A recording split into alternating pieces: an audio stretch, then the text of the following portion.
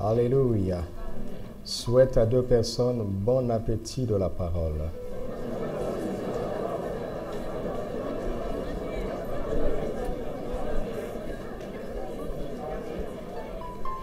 Car l'homme ne vivra pas de pain seulement. Alléluia. Je veux commencer par un conseil du Seigneur dans le psaume 24.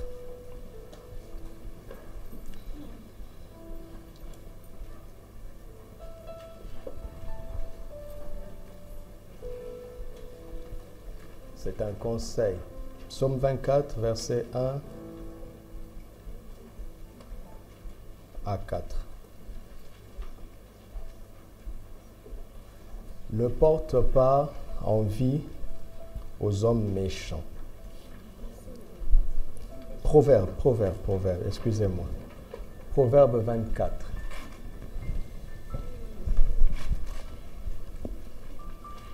Ne porte pas envie aux hommes méchants. Tu entends? Tu entends? C'est qui un méchant? C'est toute personne qui n'est pas en Christ. Vous savez ça?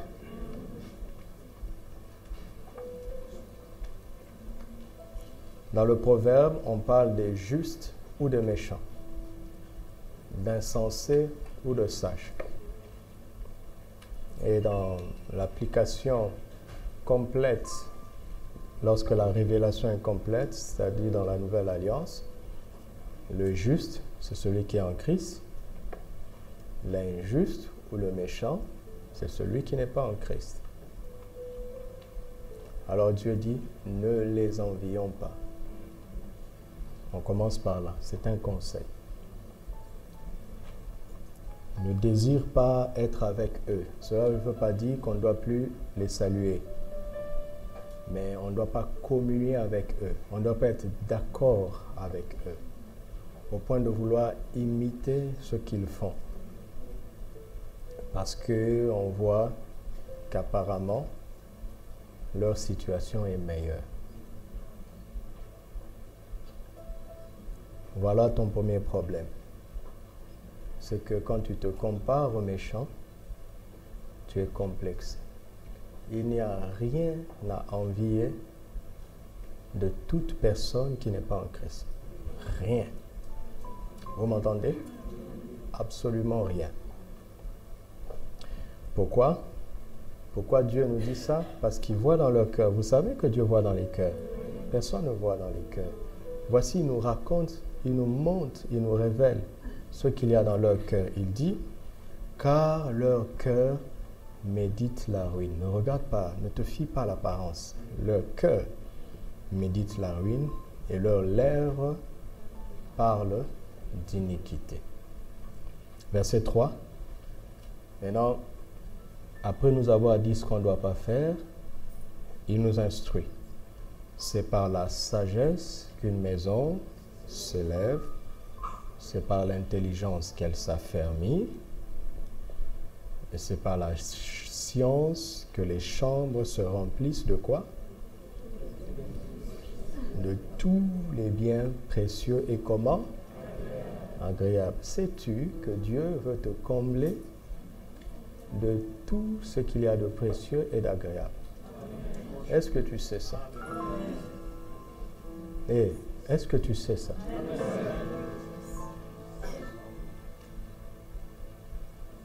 C'est la volonté de Dieu.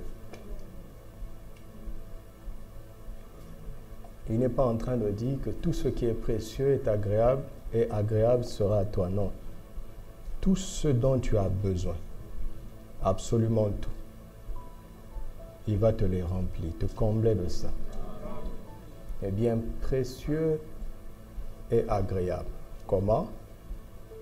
Par la sagesse, par l'intelligence et par la science.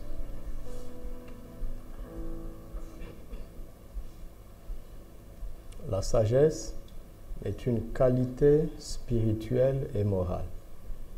Tu vois le problème des méchants, ceux qui peuvent avoir beaucoup de biens, mais leur cœur médite la ruine. Il n'y a pas de sagesse en eux.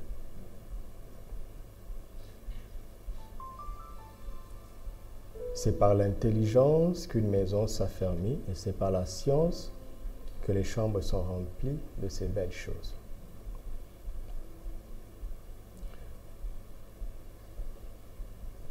La sagesse vient de la parole de Dieu et elle nous transforme intérieurement. Elle nous donne des qualités spirituelles et morales qui sont invisibles, mais quand Dieu lit les cœurs, il voit ça. Il dit, très bien, la première condition est remplie. Maintenant, il construit au-delà de cela. Quand il a posé la base de la sagesse, il ajoute l'intelligence. L'intelligence te donne des capacités intellectuelles. D'accord? Parce qu'il faut avoir des capacités intellectuelles pour faire des choses. Et quand tu commences à le faire, c'est-à-dire à travailler, d'accord? Et Dieu te rend compétent, c'est la science. Il te donne des compétences pour acquérir des choses. Alléluia. C'est pour cela qu'il m'a dit, avant d'annoncer la foi, il m'a dit de dire à chacun d'entre nous d'aimer ces choses. Aimer la sagesse, la crainte de Dieu, c'est le commencement de la sagesse. Honorer Dieu, faire attention aux choses qu'on médite dans son cœur, aux pensées qu'on entretient. Après, il m'a dit, étudiez, formez-vous. Vous m'entendez? Vous m'entendez? Voilà. Apprenez, même s'il faut apprendre un métier, apprends. Tu comprends? Parce qu'il faut acquérir une capacité intellectuelle et des compétences pour produire des choses. Tu m'entends? Ça, ce sont les lois naturelles. Avant d'entrer dans le domaine de la foi, il veut que nous réussissions dans le domaine naturel. Parce que manquer va déranger ton repos. Pas vrai? Pas vrai? Ben voilà. Il m'a dit, dis à mon peuple d'étudier, de travailler, de se former. Si tu ne peux pas faire de grandes études, apprends un métier. Fais quelque chose. Nous verrons dans la suite que Dieu attend ton acte de foi. Le travail est un acte de foi. Nous ne travaillons pas pour être bénis, nous le sommes déjà. Mais nous travaillons pour que le Seigneur s'appuie sur notre travail pour nous bénir. Alléluia. Parce que les bénédictions que nous avons sont totales, mais spirituelles. Et il faut les transformer dans le monde réel. Vous m'entendez? Tu m'entends? Il y a beaucoup de troubles. J'ai passé un week-end très difficile. Une nuit très difficile.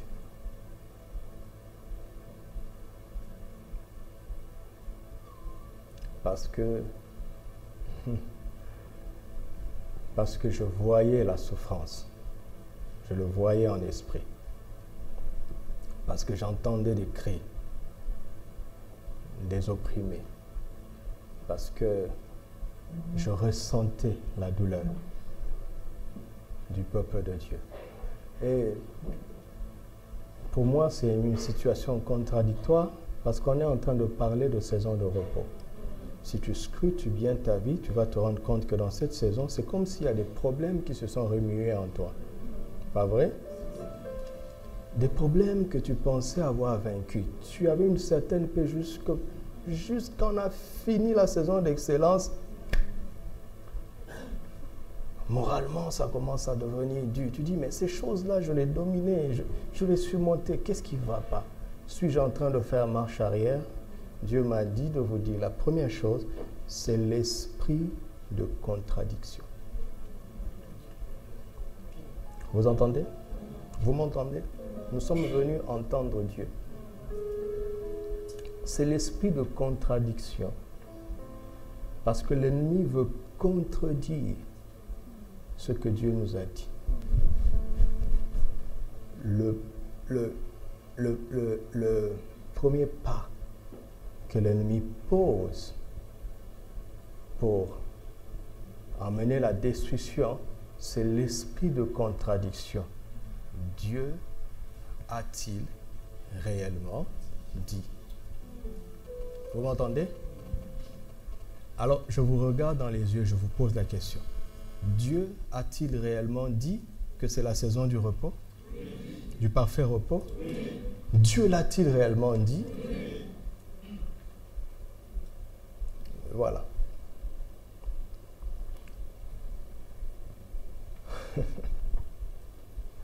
Pourquoi Dieu laisse faire l'esprit de contradiction? Parce que c'est la tentation. L'ennemi vient pour tenter.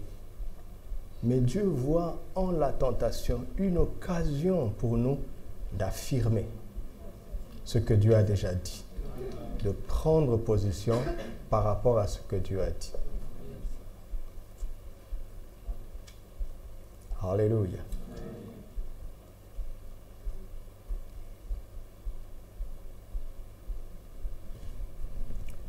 Maintenant, après avoir discerné l'origine spirituelle de ce tourment, voici ce qu'il nous dit dans la suite. Il nous dit dans la suite, en fait, jusque-là, tu arrivais à être dans le repos par ta confiance en Dieu.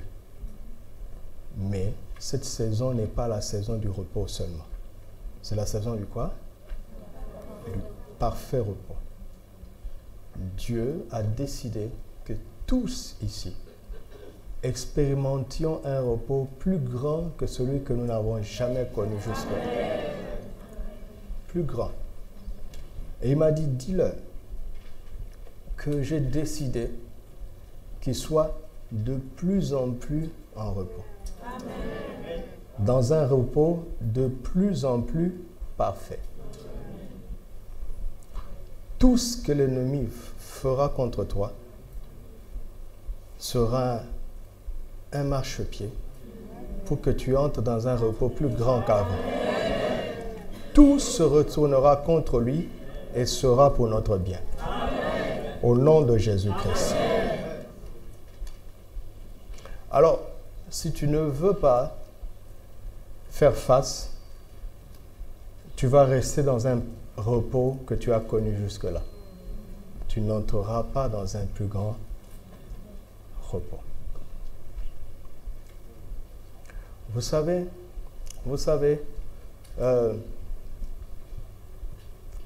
nous allons le lire, c'est le texte sur lequel nous allons nous appuyer à la fin de ces temps. Quand Dieu a envoyé Moïse, c'est parce qu'il avait vu les souffrances d'Israël en Égypte. C'est parce qu'il avait entendu leurs cris, c'est parce qu'il connaissait leur douleur, n'est-ce pas? Et quand Moïse a finalement obéi et qu'il est parti, la Bible dit qu'en réaction à l'obéissance de Moïse, Pharaon a multiplié les jougs, au point que Israël a réagi contre Moïse parce qu'ils se sont rendus compte que la condition actuelle dans laquelle ils se trouvaient était pire que la première. En fait, ils étaient en train de dire à Moïse, tu aurais dû nous laisser là où nous étions. Et Moïse peut leur dire, mais ce n'est pas vous qui criez. Qu'est-ce qui fait que vous commencez à préférer cette condition passée? Qu'est-ce qui fait ça? Parce que nous sommes entrés dans une condition pire. Mais pourquoi? Quel était le but de Dieu? C'est de vous passer du mal au meilleur, passant par le pire. Vous comprenez ça? Est-ce que quelqu'un m'entend? Quand Pharaon a réagi et qu'il a emmené une situation pire, il ne savait pas. Vous savez, parce que vous connaissez l'expression « aller de mal en pire ». Bon, entre nous, ce n'est pas de mal en pire. C'est de mal en pire, avec S à la fin, P-I-S. Dites-moi merci. C'est-à-dire que le mal n'est pas le niveau supérieur de la souffrance. D'accord? Donc, dans le mal, ta situation peut encore se détériorer. Mais quand tu atteins le pire, tu ne peux plus souffrir plus que ça. Tu comprends? Et tu me comprends? C'est-à-dire que quand l'ennemi ne peut plus te faire souffrir plus que ça, alors il n'a plus rien à faire. Alors le Seigneur entre en scène. L'ennemi ne vient que pour quoi? Pour voler. Hein? Et puis, quand il a fini de détruire, il ne sait plus rien faire. Moi, Jésus, je suis venu afin que il a vie. Dis à ton frère,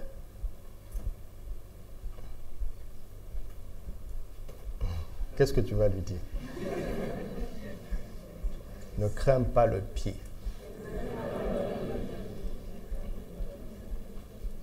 Alléluia.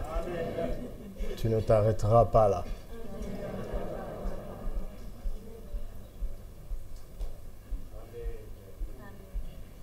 Alléluia.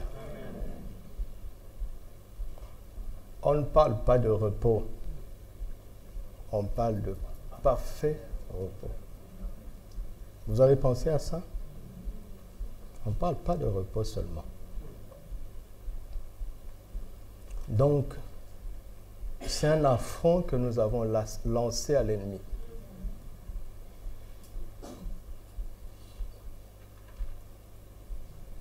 Il n'aura pas le dessus sur nous au nom de Jésus. Amen. Alléluia.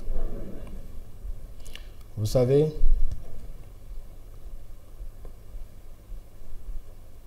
je suis pasteur, mais j'ai une mission divine. Dieu ne donne pas de ministère parce qu'il faut un pasteur de plus. Quel que soit le ministère auquel Dieu t'appelle, si Dieu t'appelle, c'est qu'il sait que tu as un complément à apporter. Amen. Tu m'entends? Si il n'y avait plus rien à faire, il n'y aurait pas un pasteur de plus. Il n'y aurait pas une église de plus. Je parle calmement pour que ça entre bien dans notre tête. Dieu fait ça parce qu'il regarde les aînés, il voit qu'ils font bien leur travail, mais il reste des choses à faire. D'accord? Alors, il suscite des hommes et des femmes pour compléter ce qui se fait déjà. Donc, quand le Seigneur t'appelle à quelque chose, ne regarde pas au titre seulement. Parce que tous sont pasteurs, mais tous ne font pas la même chose. Dis-toi, quel est le complément, quel est l'apport supplémentaire que je veux apporter au royaume de Dieu. Tu m'entends? Chaque enfant de Dieu de plus, chaque disciple de plus de Christ est là pour enrichir le royaume. Là où tu es assis, tu as quelque chose à apporter en plus. Alléluia. C'est pour cela que derrière chaque appel, il y a une mission spécifique. Et la maturité dans la foi consiste à trouver le domaine spécifique pour lequel Dieu t'a appelé.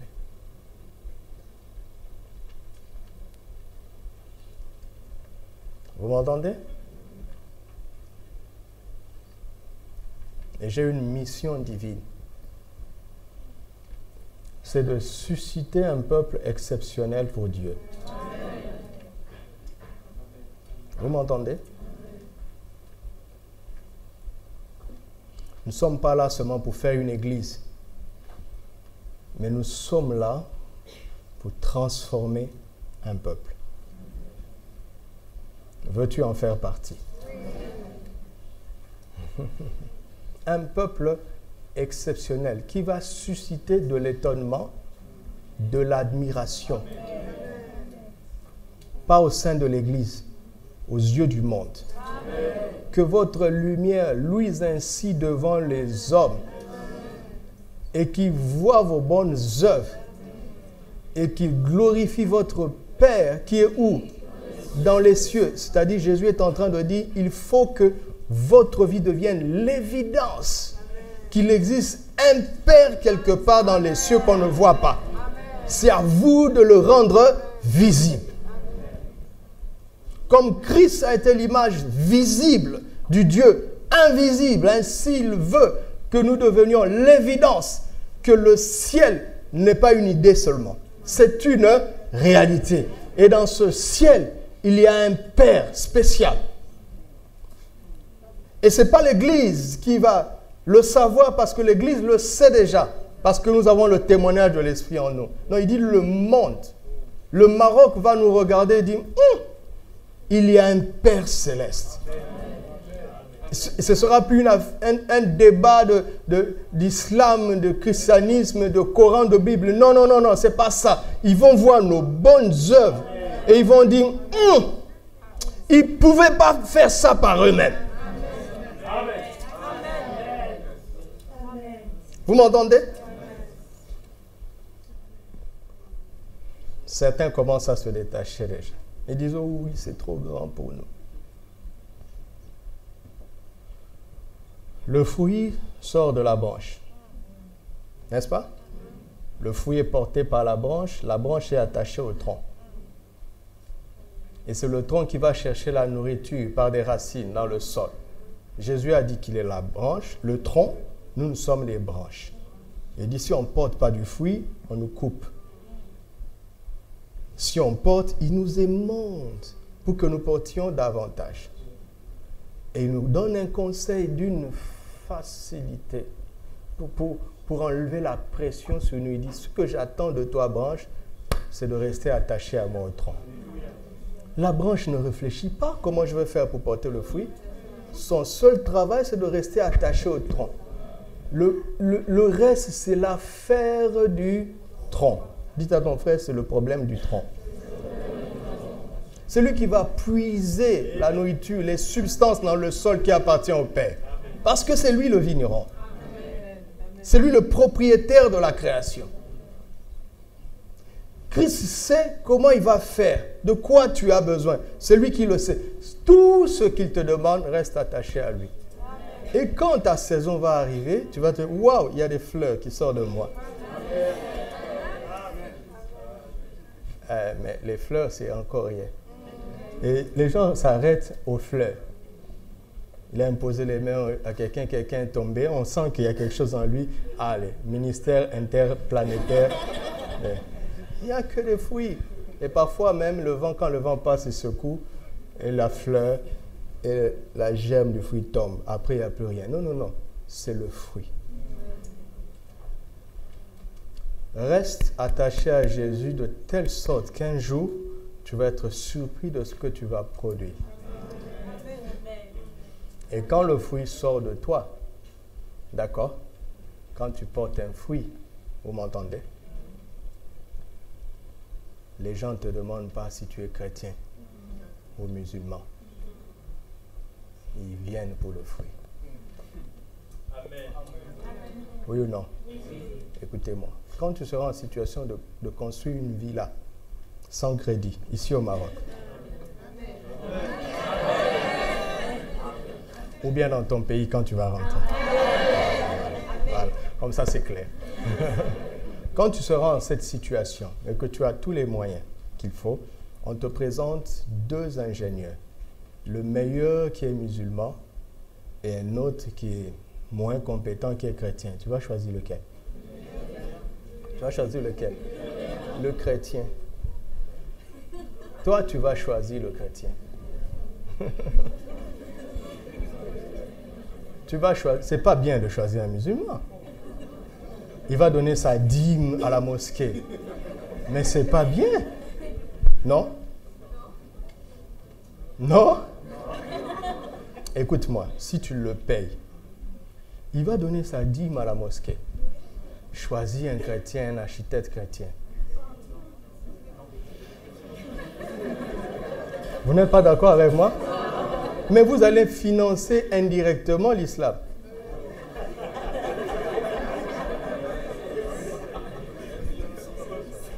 Hein? Tu vas choisir le meilleur. Et tu n'as pas tort. Vous savez, là où on va, les débats vont s'arrêter. On n'aura plus besoin de dire je suis catholique, baptiste, méthodiste, pentecôtiste, évangélitiste, tous les tistes que vous voulez. Là où on va dans la plénitude des Écritures. Christ n'a pas laissé ça. Vous m'entendez?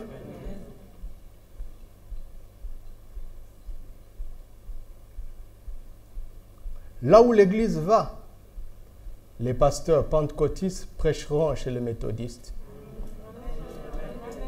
Et ils apporteront ce qu'ils savent. Et les pasteurs méthodistes prêcheront chez les évangéliques et ils apporteront ce qu'ils savent.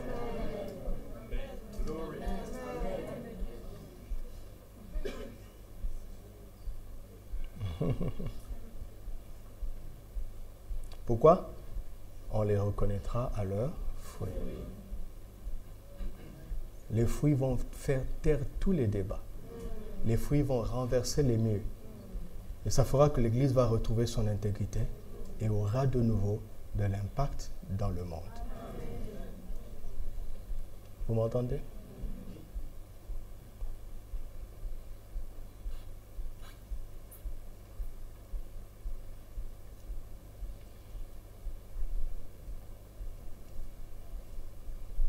Nous sommes toujours en train de parler d'au-delà de la Pâque. Nos deux textes de base se trouvent dans 1 Pierre 2, versets 9 à 10 et Colossiens 1, 12 à 14. Nous allons y revenir avant d'aller plus loin. Pourquoi? Parce que Dieu m'a donné une mission et à chaque fois qu'on donne une mission à quelqu'un, on lui donne les instruments, l'équipement pour atteindre sa mission, n'est-ce pas?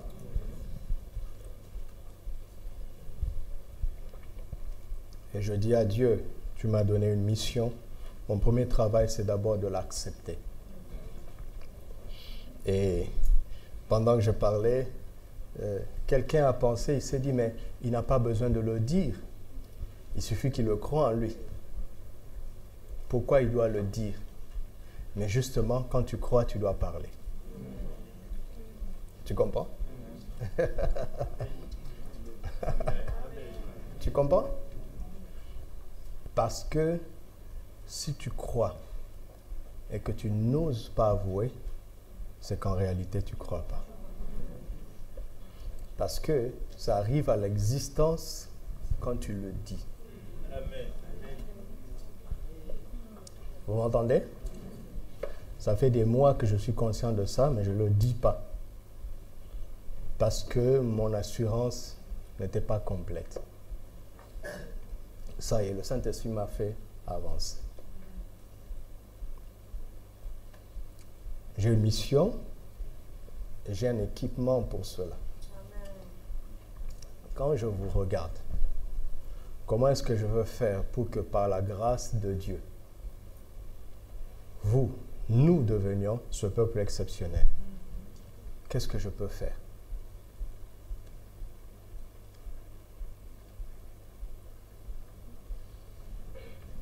J'ai ce qu'il faut pour que cela se produise. C'est quoi? C'est la parole de Dieu. La révélation de l'Évangile. Tout ce que Dieu disait à Moïse, il disait, va, dis à mon peuple. Présente-toi à Pharaon, dis-le. Vous vous rendez compte que Moïse n'avait que des paroles.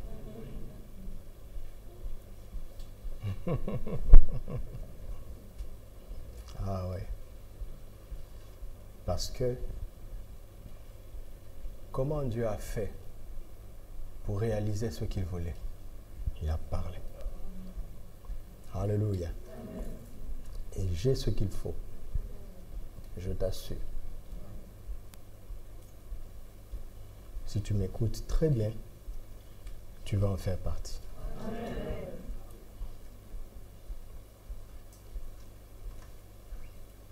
Je disais à Dieu, je n'ai que la parole, il m'a dit, tais-toi. Tu n'as que la parole. Ah non, non, non, non, non. Ah non, la parole, c'est pas rien. Ah non. Tu peux dire, je n'ai que 50 dirhams. Mais quand tu as 50 milliards, tu ne dis pas, je n'ai que 50 milliards. Hein? Non? Hein? On dit, bon, tu veux aller en vacances au pays, le billet coûte plus ou moins, disons, plus ou moins 1000 euros. Tu vas dire, je n'ai que 300 euros. C'est ça, non? Parce que tu n'as pas assez. Mais si tu as 1 million d'euros, tu as une infinité de billets à l'intérieur.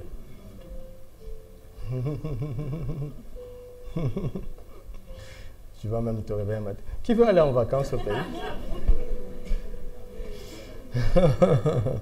Alléluia. J'ai la parole de Dieu. Dites avec moi, nous avons la parole de Dieu. Et c'est plus que suffisant. Et ce qu'il attend de nous, c'est de croire. OK? Alléluia. Au-delà de la Pâque. Au-delà de la Pâque, Dieu a prévu un repos parfait et un repos de plus en plus parfait. D'accord? Pour leur Pâque, vous ai-je dit, au-delà de la Pâque, quand ils ont célébré la Pâque, ils ont été qualifiés pour sortir de l'emprise égyptienne et prendre la route de Canaan. Alléluia. Ça, c'est le sang de l'agneau qui est mort. Le sang de l'agneau qui est mort est puissant pour sortir de l'Égypte et te propulser vers Canaan. Mais le sang de l'agneau qui est mort ne peut pas te faire échapper du désert. Regarde ce que le sang de l'agneau ressuscité fait. Le sang de l'agneau qui est mort est puissant. Vous comprenez? Je ne suis pas venu minimiser la Pâque juive. Attention, elle est extrêmement puissante, mais la Pâque chrétienne est beaucoup plus puissante. Je recommence parce qu'il faut que ça entre bien. D'accord? Et si nous n'avons pas le temps pour en rester là, nous en resterons là. Pas la peine d'être pressé. 1 Pierre 2, verset 9 dit, vous, au contraire, vous êtes une race élue, un sacerdoce royal, une nation sainte, un peuple acquis, afin que vous annonciez les vertus de celui qui vous a appelé des ténèbres à... Alors la question que je nous pose, où sommes-nous maintenant? Dans son admirable lumière, n'est-ce pas? Est-ce que nous sommes en route vers son admirable lumière? Nous y sommes déjà. Est-ce que quelqu'un le croit? Nous y sommes déjà. Nous ne sommes pas en destination. Nous y sommes déjà. Nous y sommes. Et vous savez, quand tu es dans la lumière, tu ne marches pas en tâtonnant. Tu es éclairé. Tu n'es pas ignorant. Tu as la connaissance, n'est-ce pas? Tu as la connaissance. Colossiens chapitre 1, verset 12 à 14. Rendez grâce. Ça, c'est un complément puissant. Rendez grâce au Père qui vous a rendu capable, c'est lui qui l'a fait, d'avoir part à l'héritage des saints où? Là où nous sommes déjà. Vous comprenez? Dans la lumière. Et qu'est-ce qu'il a fait? Il nous a délivrés de la puissance des ténèbres. Et il a fait quoi? il y a un transport spirituel, un déplacement spirituel, une transaction spirituelle qui a été assurée dans le royaume du Fils de son amour, en qui nous avons la rédemption et la rémission des péchés. Il n'est pas en train de nous transporter en direction de ce royaume. Il nous y a déjà transportés. Il nous y a déjà placés. Il nous y a déjà positionnés. Est-ce que tu crois ça? On n'est pas en route vers, on y est déjà. On y est déjà, on y est déjà. En Christ, on y est déjà. Avec Moïse, c'était différent. Ils allaient vers. En Christ, on y est déjà. Amen.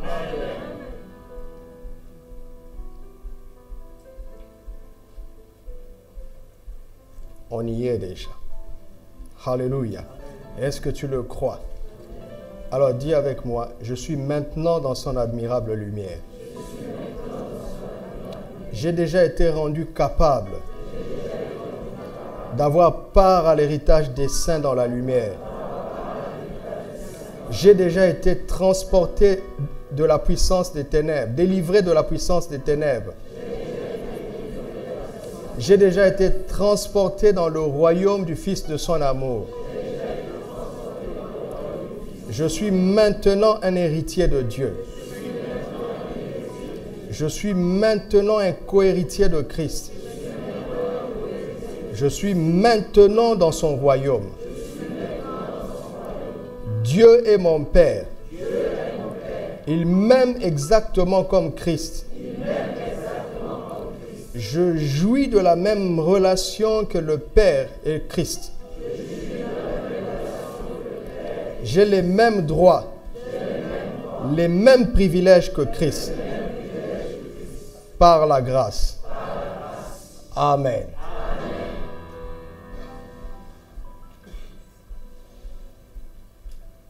Maintenant, nous allons essayer d'aller plus loin. C'est que il n'est pas question dans la vie chrétienne, j'espère que vous me comprenez, il n'est pas question de mépriser l'Ancien Testament. Il n'est pas question parce que ça reste la parole de Dieu. Nous aurons tort de mépriser l'Ancien Testament. Mais nous aurons encore plus tort de ne pas vivre à fond notre alliance. Alléluia. Eux, ils ont eu raison de croire, d'être à fond dans leur alliance. Et Dieu attend de nous d'être à fond dans la nôtre tout en respectant la leur. Parce que si nous voulons revenir dans la leur, nous allons vivre en dessous de ce que Dieu a prévu pour nous. Alléluia. Vous savez, il y a une pensée qui me vient à l'esprit. Qui a déjà entendu ce psaume qui dit « Un jour dans tes parvis vaut mieux que 1000 ailleurs ». Vous vous en souvenez? Voilà. Quand il dit « Un jour dans tes parvis vaut mieux que 1000 ailleurs », ça veut dire quoi?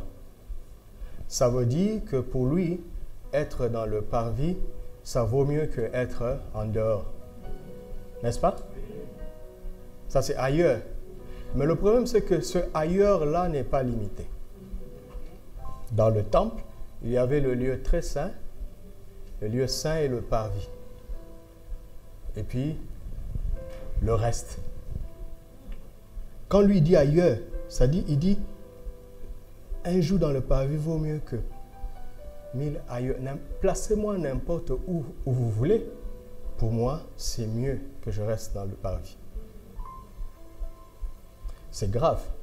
C'est qu'il est en train de dire qu'un jour dans le parvis, pour lui, vaut mieux que 1000 jours dans le lieu saint.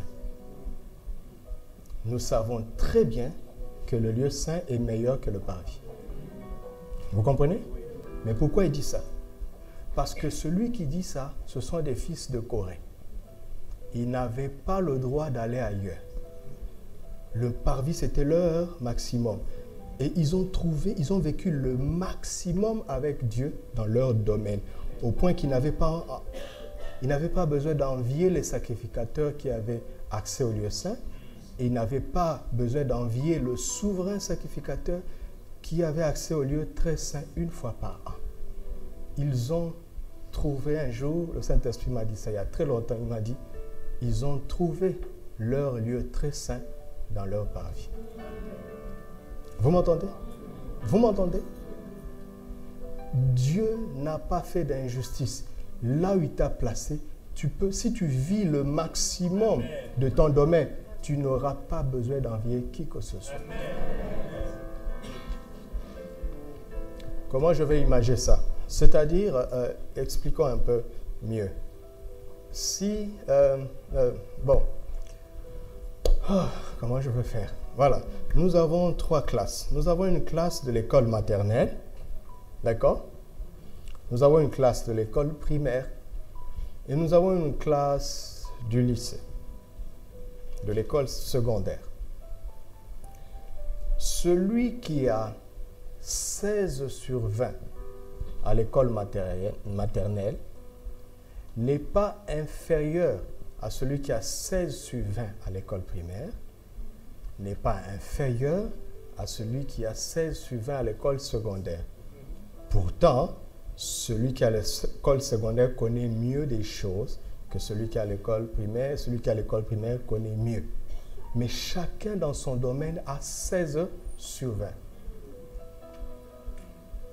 Vous m'entendez? Écoutez, celui qui a 16 sur 20 à l'école maternelle, c'est peu de choses par rapport à celui qui a 12 sur 20 à l'école secondaire. N'est-ce pas? Mais il vaut mieux en valeur absolue. Vous avez compris? Alors, ce que chacun d'entre nous doit faire, c'est de vivre à fond. C'est de vivre le maximum là où il est. Alléluia. Et là, je sens l'onction sortir de moi et commencer à agir. Tu vois? Tu sais, pendant que je parle, tu as l'impression que ton corps commence à bouger. C'est l'onction qui fait ça. Tu sais que tu ne sais pas, c'est l'onction. Parfois, tu commences à bouger les pieds. Parfois, tu commences à faire... C'est l'onction. Moi, je sens comment ça sort de moi. Celui qui croit en moi, des fleuves d'eau vive couleront de son sein. Des fleuves sont en train de couler de moi-même.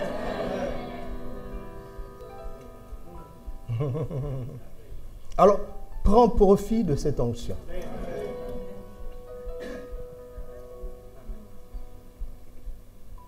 Seigneur, inonde-nous encore, Saint-Esprit, au nom de Jésus. Alléluia. Ainsi, nous devons vivre à fond notre alliance. Comme certains héros de la foi ont vécu à fond leur alliance. Je parlais avec un frère dernièrement, il m'a posé une question très pertinente. Il m'a dit, on dit souvent que la nouvelle alliance est de loin supérieure à l'ancienne alliance, n'est-ce pas? Vous le croyez? Vous le croyez? C'est écrit où? En 2 Corinthiens chapitre 3 et dans Hébreux à partir du chapitre 7 jusqu'au chapitre 10. Et il dit, mais lui quand il tombe sur ce passage qui dit que quand Dieu parle de Moïse, il dit il n'y a pas de prophète comme lui, parce que lui parlait avec Moïse face à face, comme un homme parlerait à son ami. Et il me dit, mais moi je ne parle pas avec Dieu face à face. Et j'ai l'impression que Moïse est supérieur à moi, alors que moi je suis dans une alliance qui repose sur des meilleures promesses. Tu t'es déjà posé cette question? Hein? Regarde ce que Dieu dit. Je parle avec lui face à face, comme un homme parlerait à son ami. Donc la clé, c'est l'amitié. La clé, ce n'est pas la vision que tu as de Dieu. La clé, c'est l'amitié. Et Jésus dit, je ne vous appelle plus mes serviteurs, je vous appelle mes... Car le serviteur ne sait pas tout ce que fait son maître. Vous comprenez? C'est-à-dire que Moïse, dans son domaine, a vécu le maximum parce qu'il est devenu ami de Dieu. Tu m'entends? Et donc la clé, ce n'est pas le phénomène que tu peux voir. La clé, c'est cette relation de cœur. Une relation d'amitié avec le Père. Avec le Seigneur. Et cette relation d'amitié va te donner une vision exceptionnelle de Dieu. Tu m'entends?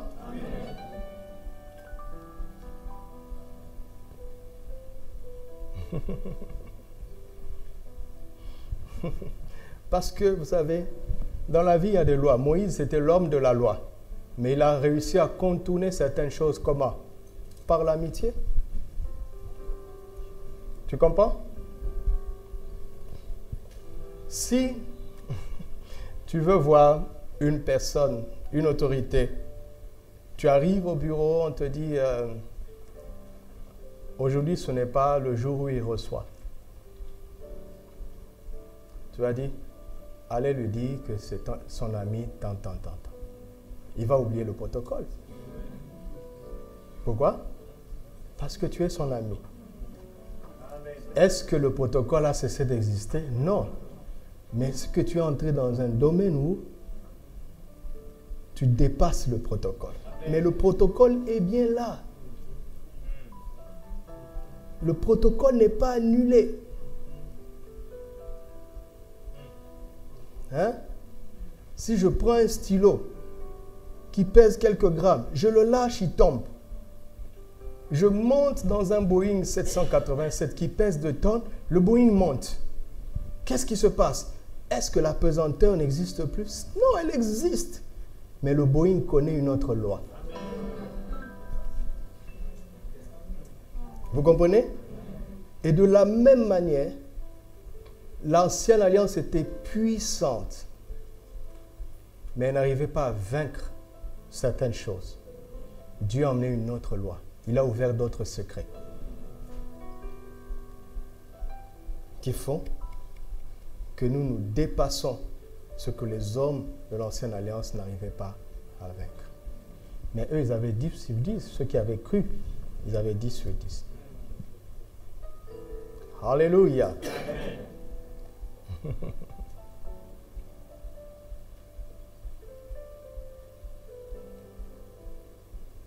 Il est temps que nous vivions la réalité de notre alliance.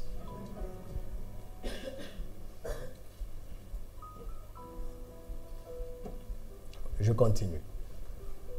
Pierre dit un certain nombre de choses dans 1 Pierre 2,9. Il dit que nous sommes une nation sainte, n'est-ce pas? Il dit que nous sommes un sacerdoce royal. Il dit que nous sommes une race élue. Il dit que nous sommes un peuple acquis. En fait, Pierre est en train de citer des choses et il ajoute toujours des adjectifs. Il dit nous sommes un peuple. Avant nous ne l'étions pas. Hein? Nous sommes un peuple acquis. D'accord? Il dit nous sommes une nation. Avant on n'était pas organisé comme une nation. Maintenant nous sommes une nation sainte. Pourquoi? Parce qu'il y a des peuples sur la terre. Mais ils ne sont pas acquis par Dieu. Il y a des nations sur la terre. Mais elles ne sont pas saintes. Et il dit, nous sommes un sacerdoce. Il y a toujours eu le sacerdoce. Le beau-père de Moïse était sacrificateur de Madian. Donc, il opérait dans un certain sacerdoce. Comme les ancêtres de ton village, il maîtrise un protocole spirituel, un certain sacerdoce, mais ce n'est pas un sacerdoce royal. C'est un sacerdoce d'esclaves. Vous m'entendez? Et il dit, nous sommes une race élue. Nous ne sommes pas la première race. il y a toujours eu des races. Mais nous sommes une race élue. Et la vérité ici, c'est que Pierre, qui a évolué dans sa compréhension de l'évangile, adresse une parole aux païens. Lui qui était du nombre de ces chrétiens juifs qui pensaient que l'évangile et le salut n'étaient que pour le juif. Et si tu regardes l'histoire des Juifs, tu vas te rendre compte que le peuple juif est devenu un peuple acquis par Dieu, parmi tous les peuples. Vous comprenez? Le peuple juif est devenu une nation sainte, différente de toutes les nations. En fait, ce qui se passe, c'est que Pierre est en train de nous dire ce que Dieu avait fait avec Israël. Suivez-moi très bien. Ce que Dieu avait fait avec Israël, maintenant il le fait de manière universelle pour tous les hommes en Christ.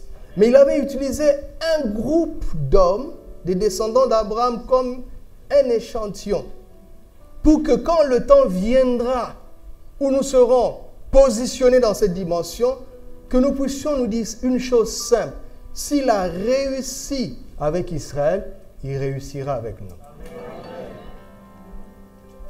Vous m'entendez? Israël était un échantillon. Maintenant, Dieu le fait de manière universelle avec Christ. C'est en cela que nous pouvons nous inspirer de l'ancienne alliance. Vous comprenez?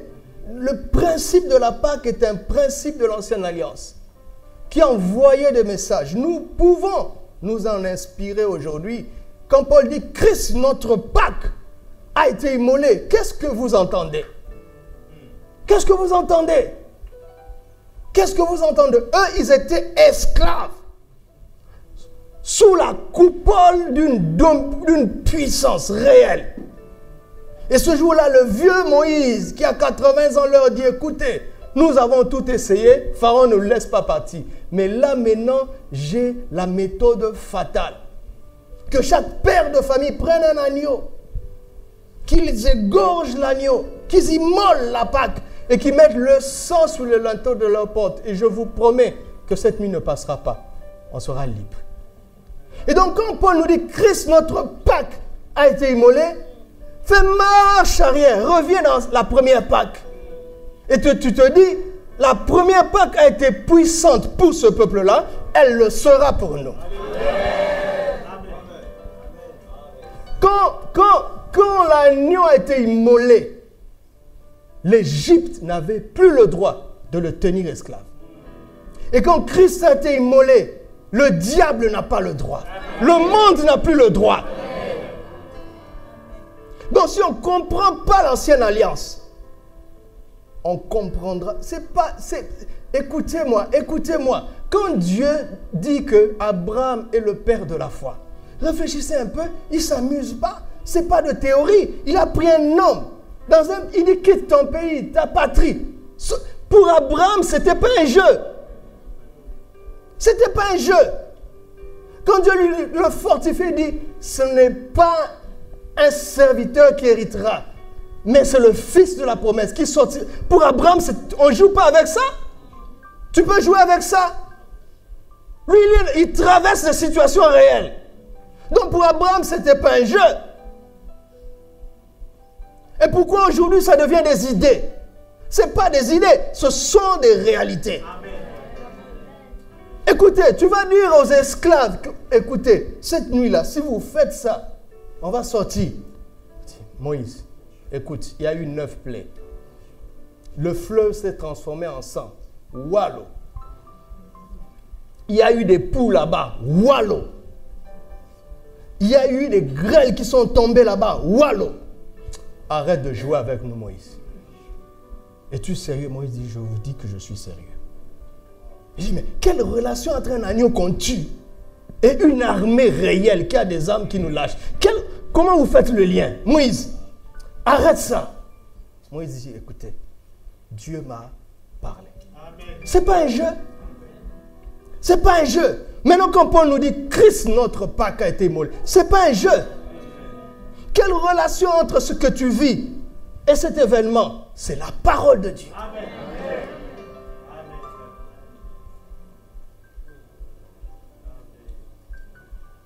Vous m'entendez? C'est pour ça que c'est réel pour moi. C'est pour ça que je vous regarde comme un peuple exceptionnel. Pour moi, ce n'est pas un jeu. Je ne suis pas devenu pasteur parce que je n'avais plus rien à faire dans la vie et je veux m'occuper dans une certaine fonction. Non, non, non, non, non, non, non, non.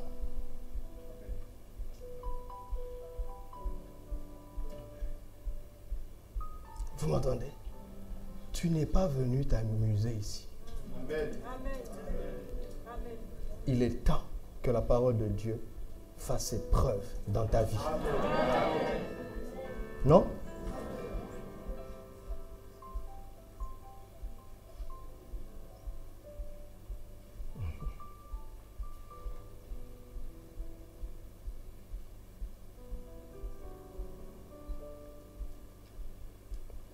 Donc, vous comprenez que si nous ne respectons pas bien l'ancienne alliance, on ne peut pas prétendre être dans une alliance meilleure. Parce que pour eux, c'était une réalité. Et le Saint-Esprit est en train de nous dire, vous êtes dans une réalité meilleure,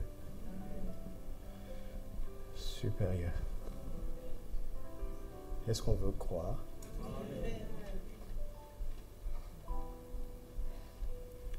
Voici maintenant à partir de là, qu'est-ce que je comprends.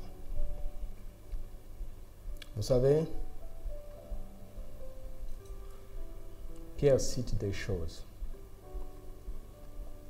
Il dit, nous sommes un peuple acquis. C'est quoi un peuple? C'est un groupe d'hommes et de femmes qui sont unis. C'est-à-dire qu'ils ont quelque chose en commun. Alléluia. Et c'est ce qui est magnifique ici. Il y a plusieurs nationalités, mais oubliez ça. Nous avons quelque chose en commun. C'est que nous avons été acquis par le prix immense du sang précieux de Jésus.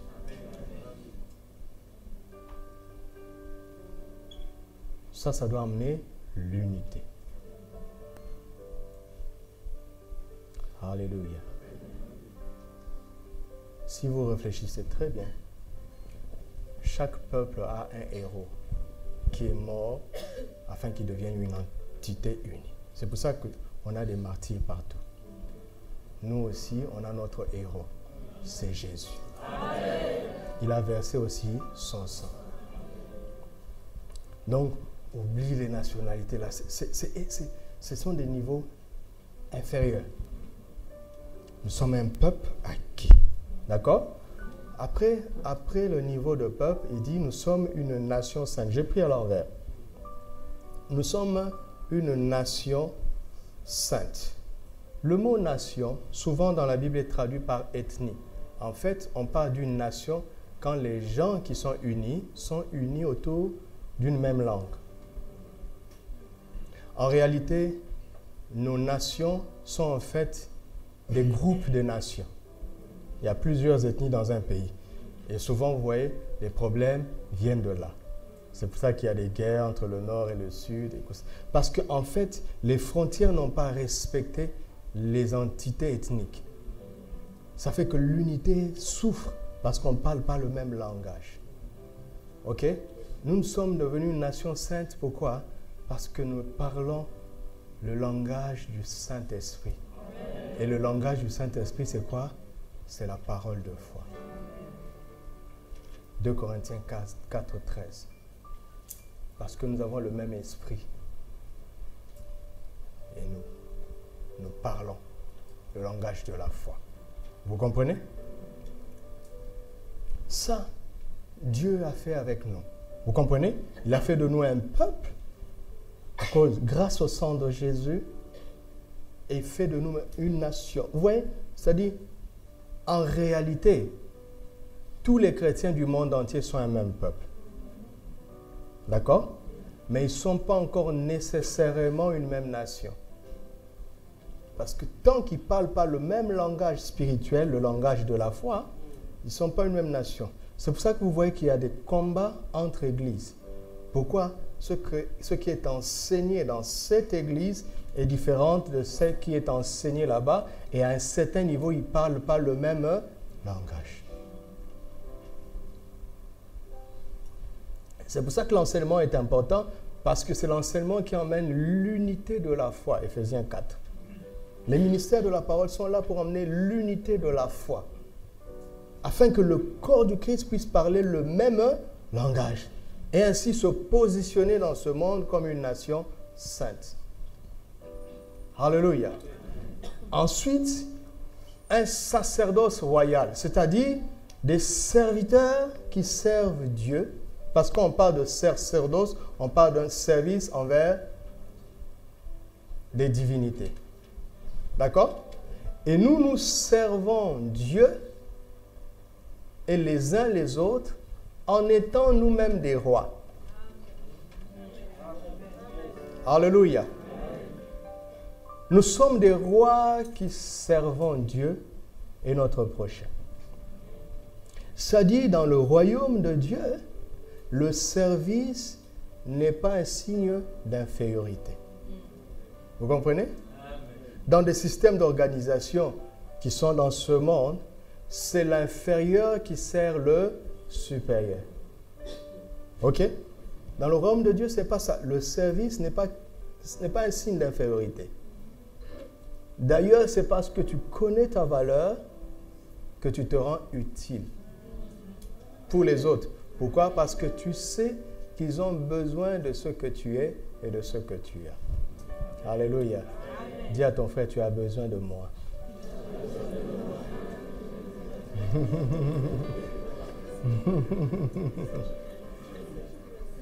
Alléluia. Et puis après, il parle d'une race élue. Moi, j'aime ça. Je pense que on a médité sur ça au torrent de vie du mois passé.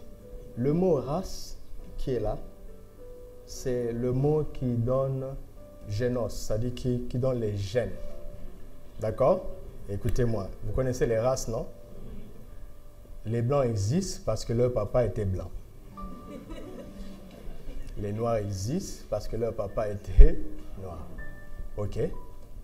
C'est-à-dire qu'on produit physiquement ce dont on a reçu les gènes intérieurement. Vous m'entendez? Maintenant, regardez les mots que Pierre utilise.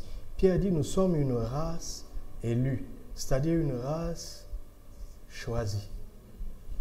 C'est magnifique notre temps, parce qu'aujourd'hui, on va dans les laboratoires, on prend une semence, on l'étudie, on fait des croisements d'une certaine espèce, on veut une qualité de riz, hein? Admettons que le riz prend 3 mois pour arriver à la récolte, n'est-ce pas? Et il faut beaucoup d'eau. Vous me suivez? Vous me suivez? Et on se rend compte que dans notre pays, il n'y a pas assez de pluie. Mais on aime le riz. D'accord? Et donc on se dit, nous voulons d'une qualité de riz qui peut pousser avec le minimum d'eau possible et qu'on peut récolter en 3 semaines. Pas en 3 mois, mais en 3 semaines.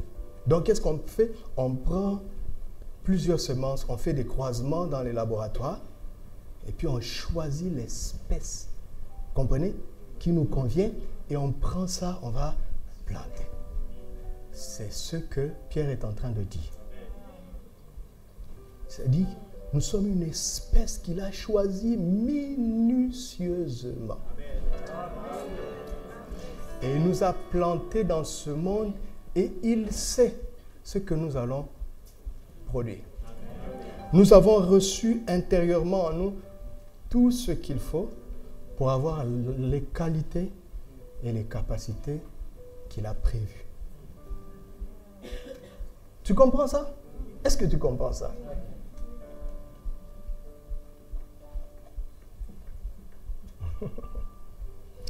Ça veut dire que tout ce que Dieu te demande de faire, il te le demande parce qu'il sait ce qu'il a mis en toi.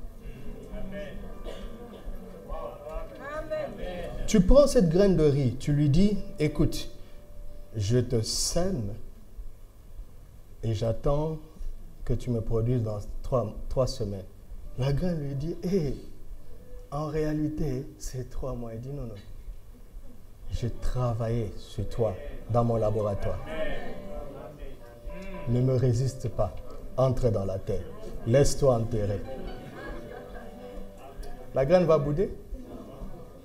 La graine dit, bon, puisque tu le dis, elle entre dans la graine. Elle entre dans la terre. Paf! Il n'y a plus de lumière. On a enterré. Il commence à dire, où es-tu? Où es-tu? Tu m'as piégé. Il n'y a plus de lumière. Et puis, on commence à l'attaquer dans la terre. Il dit, oh mon Dieu, au secours, au secours. Tu ne m'avais pas dit tout ça.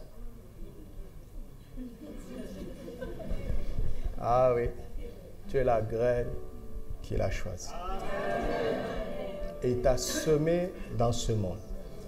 Quand le diable s'acharne contre toi, il ne sait pas que si un grain de blé semé en terre ne meurt, il fait quoi? Il reste seul. Mais s'il meurt, il porte... Écoutez, nous sommes une espèce qui est conçue de telle sorte qu'on ne peut pas la vaincre. Amen. Si tu la laisses en vie, elle te pose de problèmes. Si tu la tues, elle te pose de plus grands problèmes. Amen. Et nous sommes cette race-là.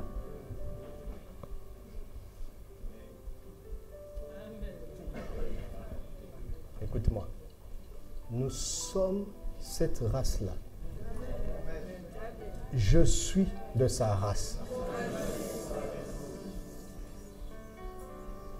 Qui d'entre nous a prié, oh Seigneur, fais que je sois noir? Non. Ton père et ta mère sont noirs, eh bien, on ne peut pas faire autrement. Ça ne dépend pas de toi. Et le même Pierre, quand il évolue dans la révélation, il dit, sa divine puissance nous a donné tout ce qui contribue à la vie et à la piété. Vous comprenez? C'est-à-dire, c'est un manguier est en train de dire, écoutez, je suis un manguier. Je ne l'ai pas mérité. Mon papa et ma maman étaient des manguiers. Et vous savez quoi? Comme je suis né d'un père et d'une mère manguier, je serai un manguier et je produirai des mangues. Il y a des doutes à ça?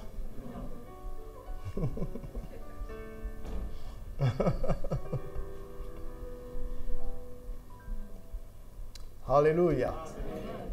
Alléluia. Alors, avec le temps, je veux nous montrer comment ces caractéristiques suffisent, d'accord, pour que nous n'ayons pas de désert en nous. D'accord?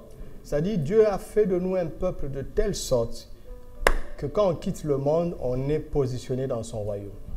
À cause de ce qu'il a mis en nous.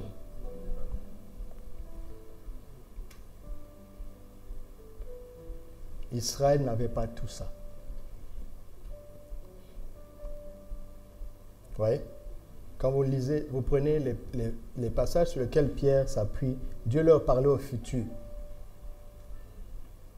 Ils seront mon peuple et je serai leur Dieu. Vous comprenez? C'est parce que c'était une espérance. Hein?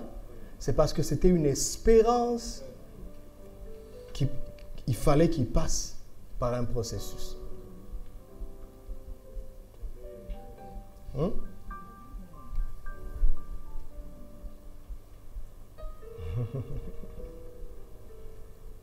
Alléluia. Alors, Exode chapitre 3.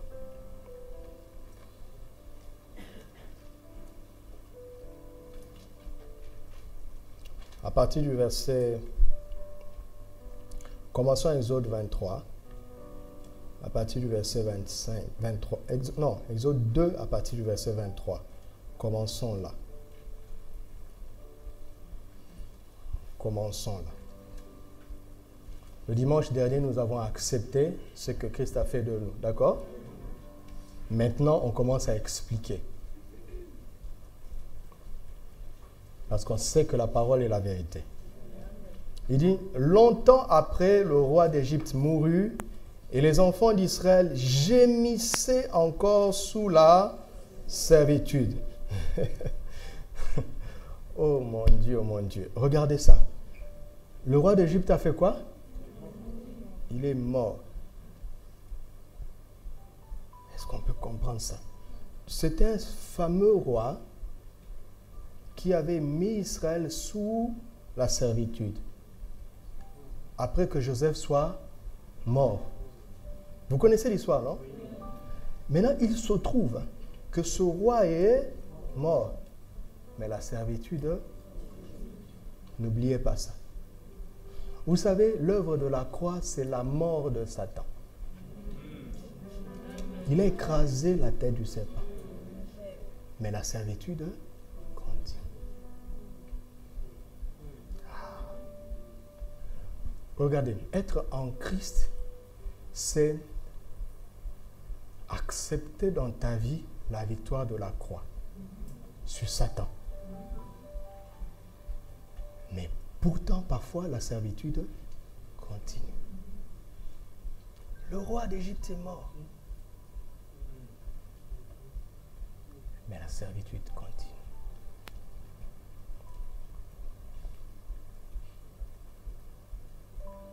Continuons.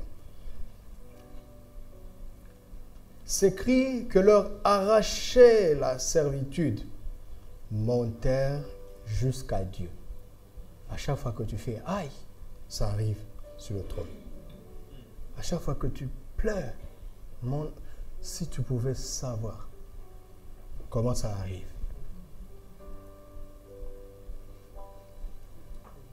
Dieu entendit leur gémissement. Qu'est-ce qu'il fit? Il se souvint de quoi? De quelque chose qui a été établi avant tes gémissements. Amen. C'est grave. C'est grave. Écoutez, écoute-moi. Tes pleurs, ce n'est pas le début de l'histoire. Ton histoire n'a pas commencé par tes pleurs. Il y a une alliance qui a précédé tes pleurs. Une alliance qui avait tenu compte des temps difficiles qui t'arriveraient à toi et à moi. Et la motivation pour Dieu de nous venir en aide va au-delà de nos cris. Amen. Sa motivation vient de l'alliance qu'il avait établie avant qu'on souffre. Alléluia. Ça veut dire, comme un homme de Dieu aime le dire, c'est que nos solutions sont plus vieux, plus anciens que nos problèmes. Tu vois? Ce matin, tu regardes ta maladie, tu dis, petite sœur, tu as un grand frère. Ce sont les meurtrissures de Christ. Tu es un grand frère. Alors ne fais pas le malin comme si tu étais quelqu'un. Non?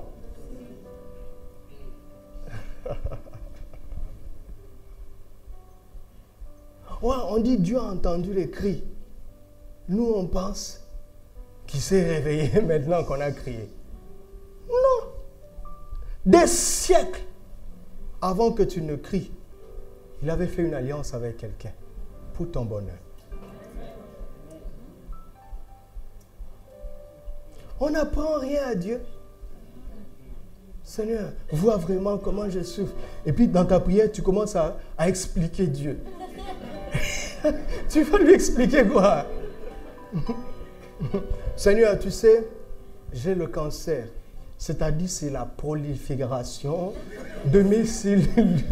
Dieu te dit, arrête-toi d'abord. Une cellule même, c'est quoi? Tu as déjà vu une cellule?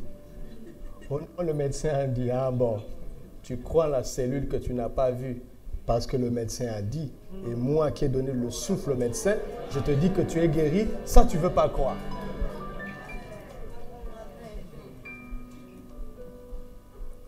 On n'a rien à expliquer à Dieu.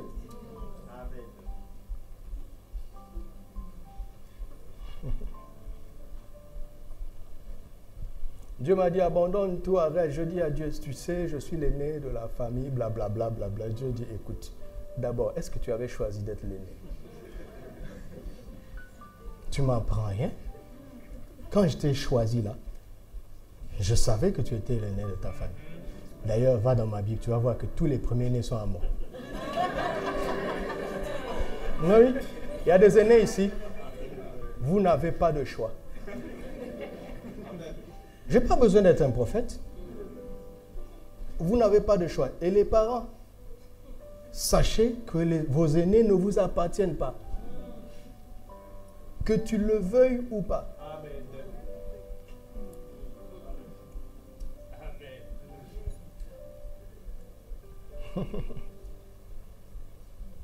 Quand on crie, lui, il se souvient. Hey, nos prières charnelles, c'est pas ça. Mais il entend ça. Mais les gens commencent à dire Dieu. Non, écoute. Bon, lisons la suite, on va comprendre. Verset 24, Dieu entendit. Vous voyez, hein, les gémissements, mais il se souvient 4 siècles en arrière de son alliance avec Abraham, Isaac et Jacob.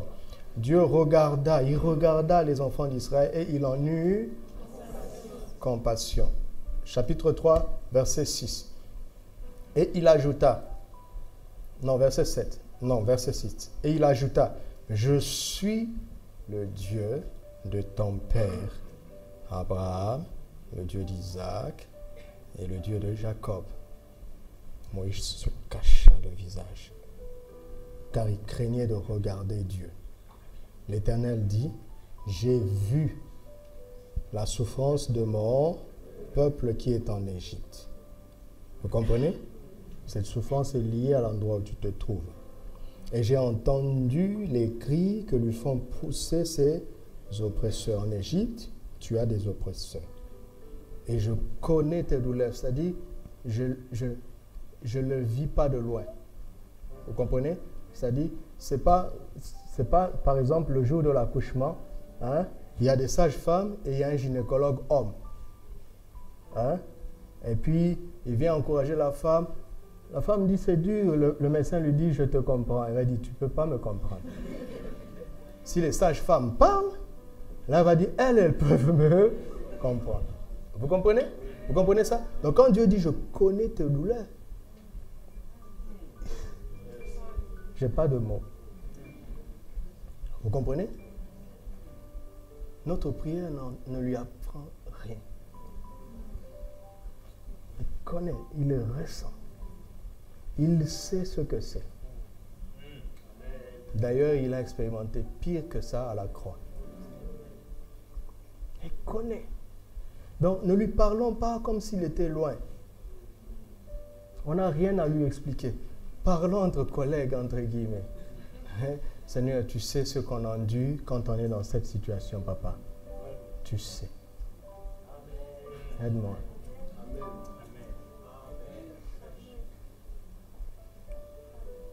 Aide-moi, Seigneur. Tu sais ce que c'est que d'être loin de sa famille à 18 ans. Tu sais ce que c'est que de faire 5 ans sans avoir vu tes parents. Tu sais ce que c'est. Tu sais ce que c'est que d'être séparé d'un être cher et de n'être réduit qu'au téléphone. D'ailleurs, on a coupé WhatsApp.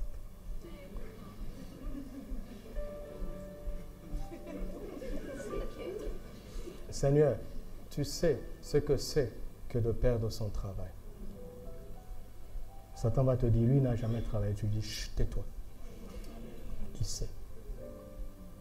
Tu sais ce que c'est que d'être seul à un certain âge, alors qu'on aspire au mariage. Tu sais ce que c'est que d'avoir la pression alors que c'est bientôt la fin du mois et qu'on n'a pas le loyer.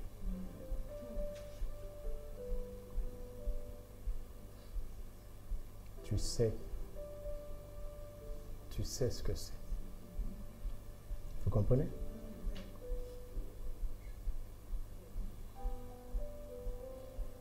Moïse ne pouvait pas partir sans que Dieu lui fasse comprendre qu'il partage la douloureuse réalité d'Israël. C'est pour ça que parfois c'est dur pour moi dans la chair, parce que parfois le Seigneur me fait ressentir. Et ce n'est pas facile à porter en soi. Mais ça génère en toi la compassion. Ça te fait chercher des solutions. Et ça te donne un langage qui touche. Parce que tu n'es pas en dehors. Je ne suis pas en dehors de ça. Vous m'entendez?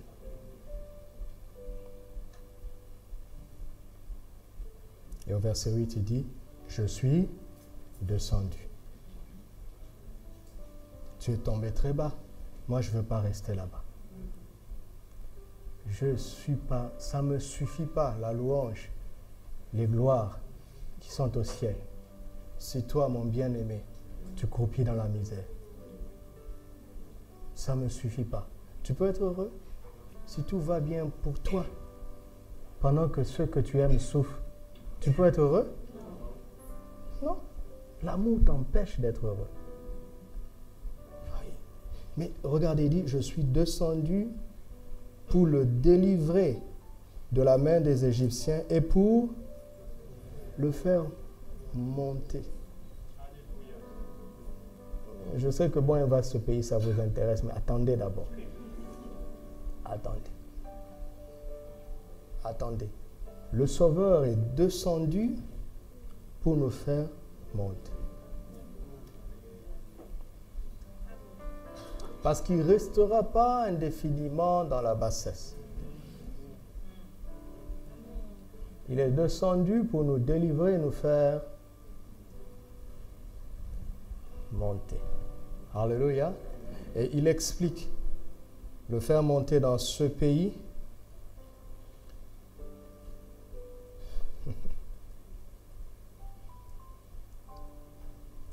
Vous êtes en train de lire ça? Regardez le verset 8. Je suis descendu pour le délivrer de la main des Égyptiens et pour le faire monter dans ce pays.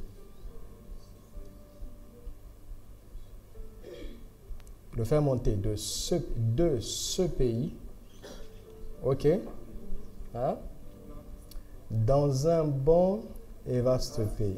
Qu'est-ce que ça veut dire? Écoutez-moi. Quand Dieu est en train de parler à Moïse, Moïse est où? Il est en Égypte? Il est en Madian. D'accord? Mais Dieu dit de ce pays. C'est comme si Dieu et Moïse sont là. Tu comprends? Dieu est venu là où tu es et il le montre à son serviteur. Il ne montre pas seulement cette réalité actuelle, il lui montre une réalité future et meilleure. Une destination meilleure. Un bon et vaste pays, ok, et un pays où coule le lait et le miel, dans les lieux qu'habitent les Cananéens. Je veux conclure pour nous préparer aux prochaines rencontres. L'Égypte est un pays de souffrance, n'est-ce pas? D'oppression et de douleur. Ok? On ne peut pas être en paix là-bas. Alléluia. Alors, tout ce qui te fait souffrir, tout ce qui t'opprime, tout ce qui te fait ressentir de la douleur est comme ton Égypte.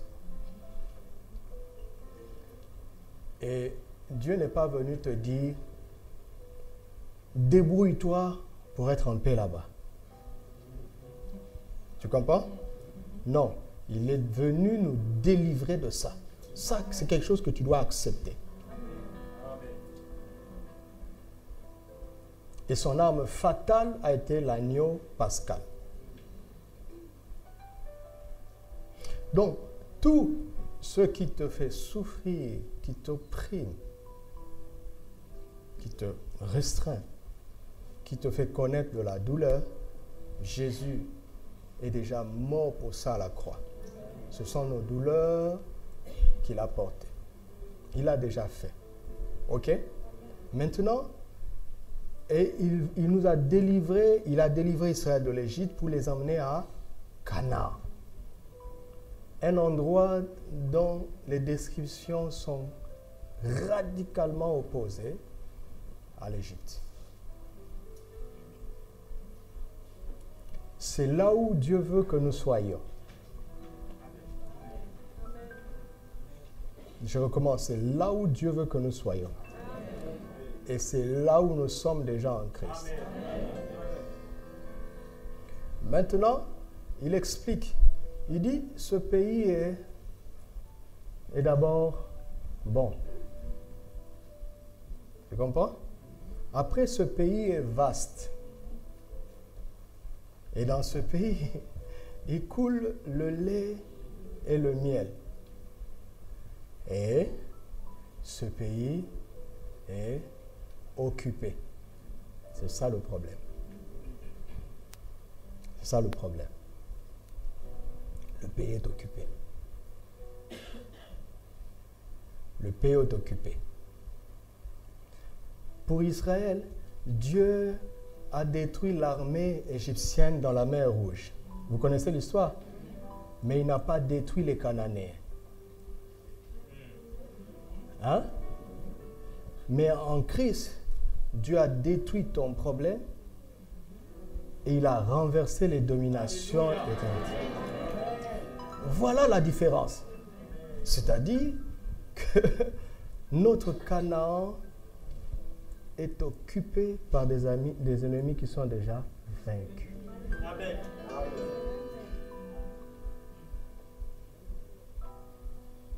Vaincus.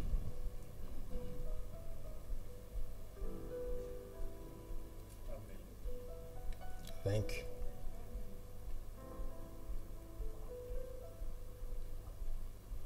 Et j'expliquerai ça mieux prochainement. Mais il faut seulement que vous sachiez que ce pays est bon. C'est-à-dire que Dieu a prévu que dans ta vie, tu vis ce qui est bon. Grâce à Jésus. Ce pays est vaste. Il a prévu que tu ne sois pas à l'étroit. D'accord? Il veut augmenter notre part de jour en jour. Grâce à Jésus. Alléluia. Et puis, il a dit que dans ce pays, il coule le lait et le miel. Qu'est-ce que ça veut dire? Est-ce qu'il y avait des pluies de lait en Canaan? Le lait vient d'où? Hein? De la vache, n'est-ce pas? Et le miel vient d'où?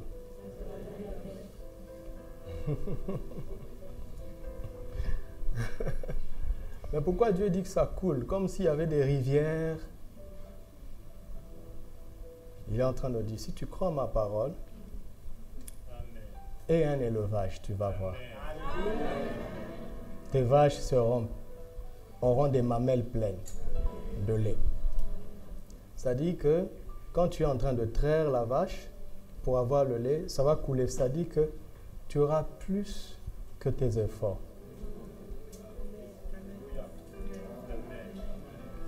Mais si tu n'as pas de bétail en Canaan, tu n'auras pas de lait. Ah, voilà. Ah. Est-ce que tu as un élevage?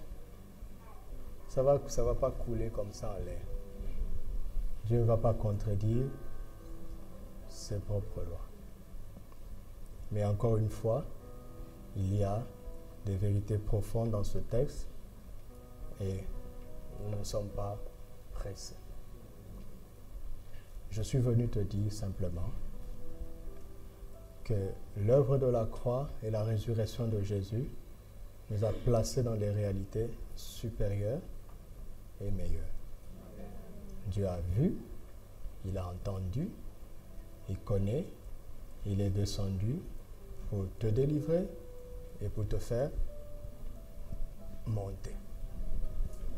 Alléluia. C'est pour cela qu'il est ici. Fais-lui confiance. Fais-lui confiance. Alléluia. Fais-lui confiance. Prions ensemble. Seigneur, nous te rendons grâce pour l'œuvre de la croix. Nous te rendons grâce parce que tu es ressuscité. Nous te rendons grâce parce que tu es monté au ciel. Avec ton sang, tu es assis sur le trône. Et nous recevons ta parole et nous acceptons ce que tu as dit. Nous sommes dans ton admirable lumière. Nous sommes dans le royaume du Fils de ton amour. C'est ce que j'essaye de faire par ta grâce, d'éclairer ton peuple, afin qu'il découvre l'héritage que nous avons avec tous les saints dans la lumière, dans la lumière. Seigneur, tu es descendu pour nous faire monter. Que personne d'entre nous ne te garde dans la bassesse de ces réalités contradictoires à ce que tu as fait pour nous. Nous voulons nous humilier sous ta main puissante et te permettre de nous élever de là où nous sommes vers là où tu nous as placés. Que notre vie quotidienne rejoigne ce que tu as déjà établi pour nous en esprit.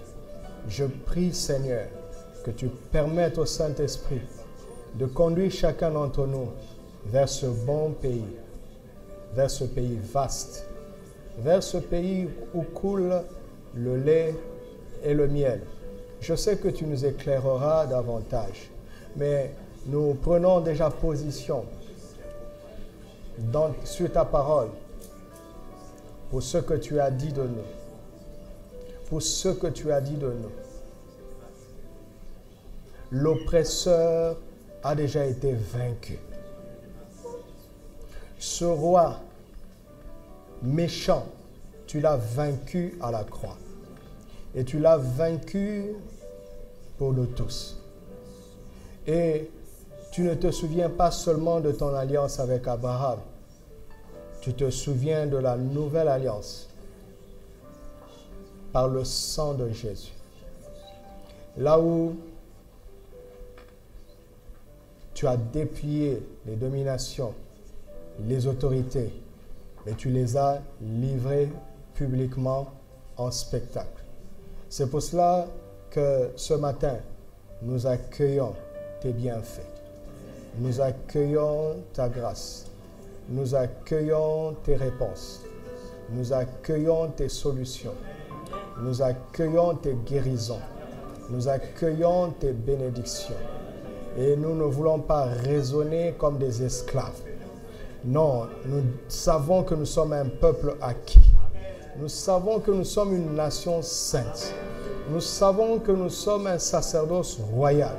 Nous savons que nous sommes une race élue. Nous ne voulons plus raisonner comme des esclaves. Nous ne voulons plus nous plaindre comme si tu ne comprenais pas ce que nous traversons.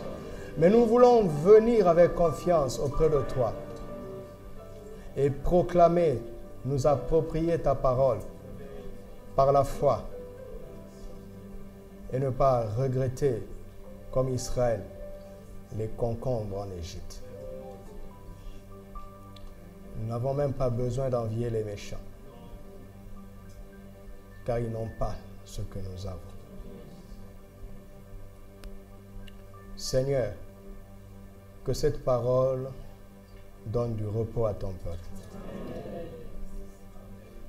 Et que ton peuple expérimente un repos de plus en plus parfait chaque jour.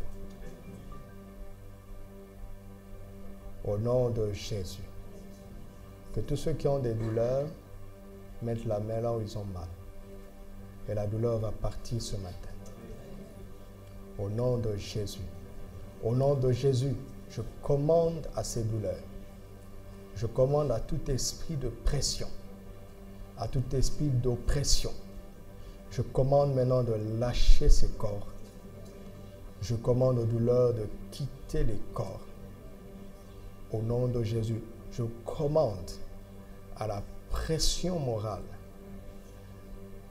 aux influences d'inquiétude et de soucis. Je commande à ces puissances du mal qui viennent pour opprimer. Je les commande maintenant de lâcher ces vies.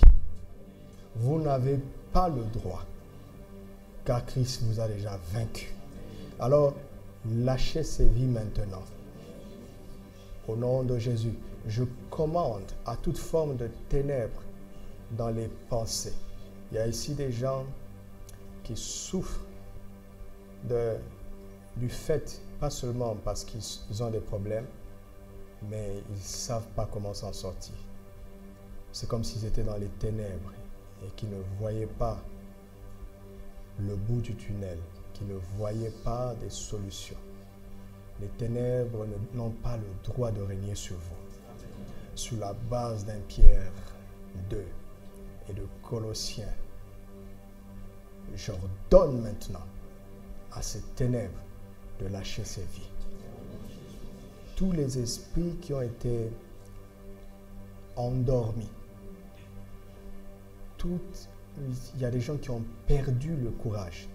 Ils sont tellement désespérés, ils sont comme paralysés. Je commande à ces ténèbres de vous lâcher maintenant.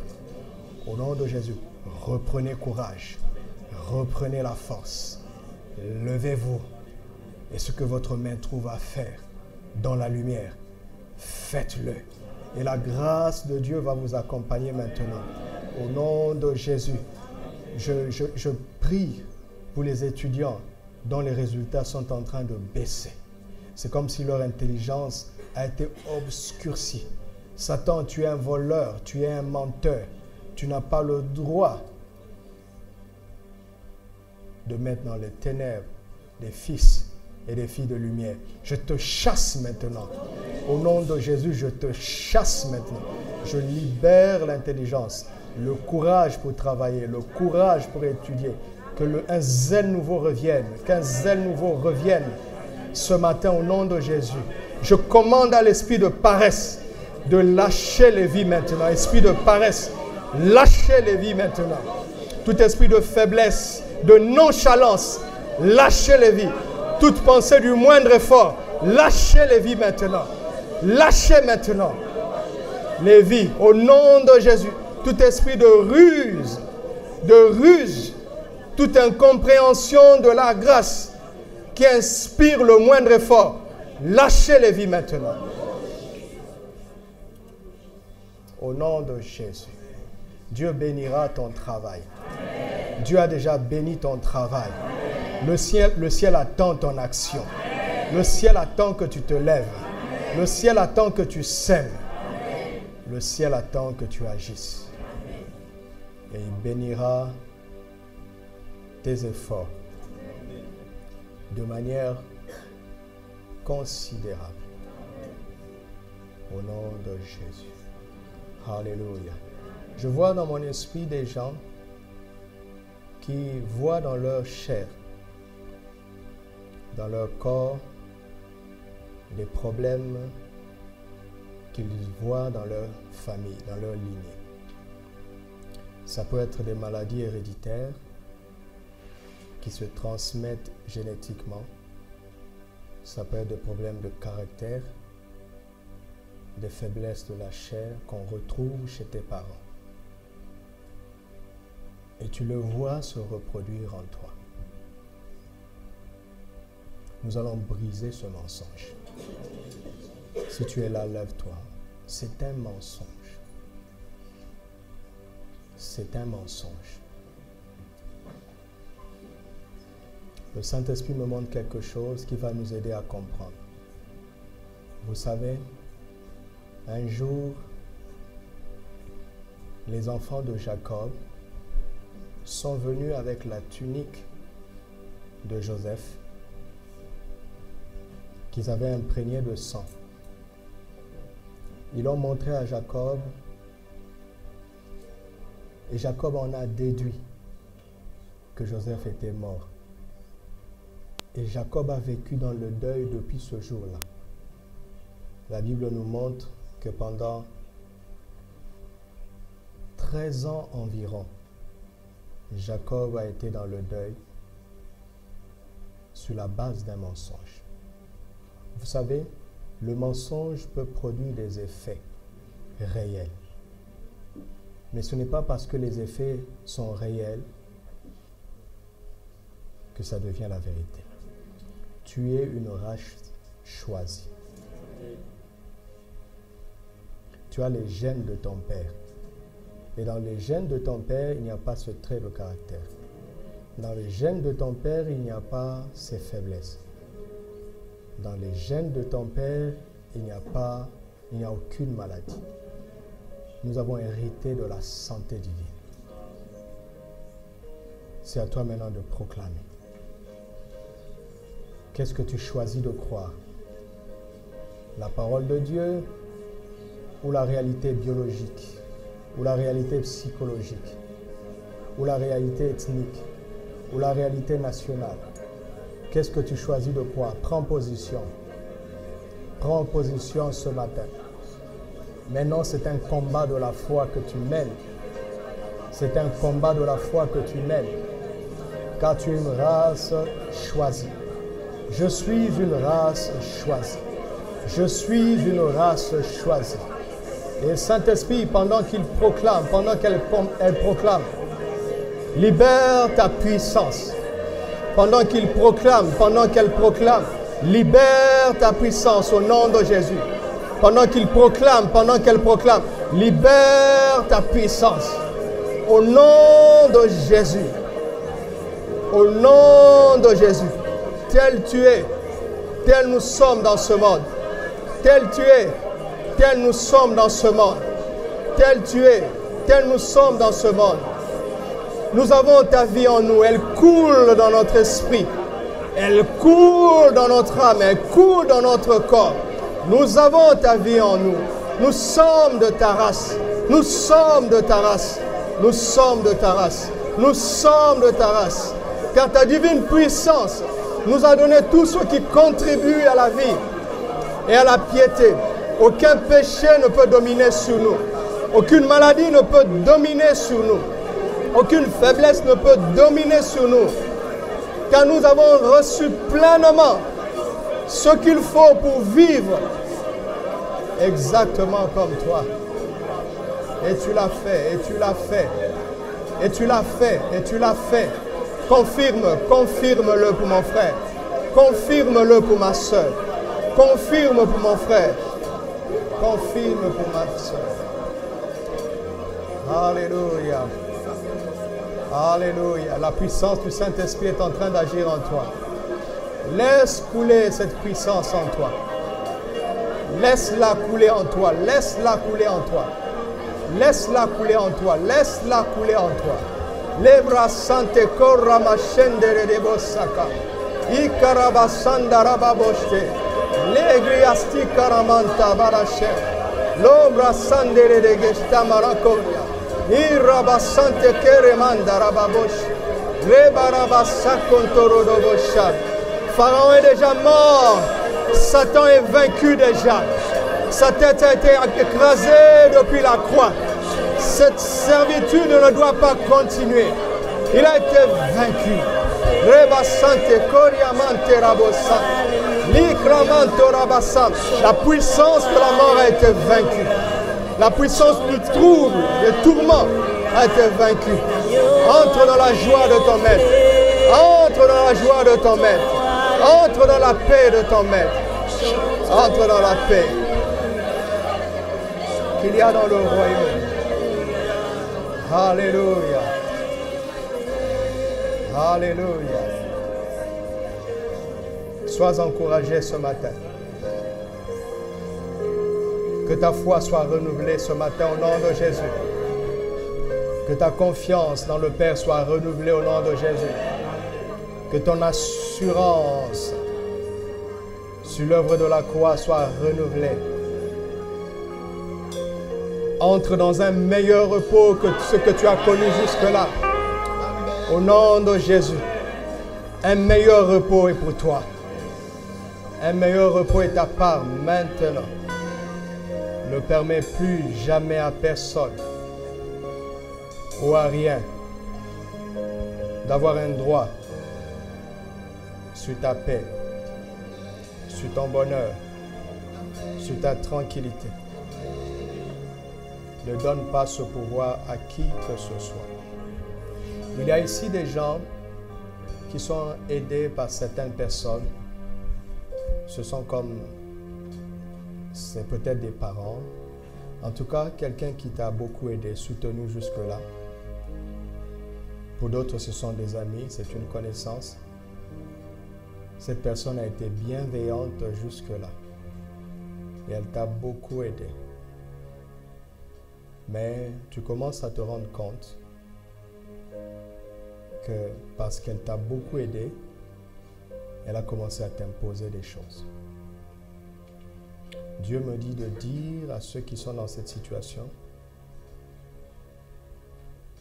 que le temps est fini, où tu devais dépendre de cette personne. Il a été un instrument jusque-là. Au début, il était bienveillant. Maintenant, il commence à se comporter en maître. Dieu me dit de te dire, le temps est fini. Lève les yeux vers lui et apprends à être autonome de cette influence.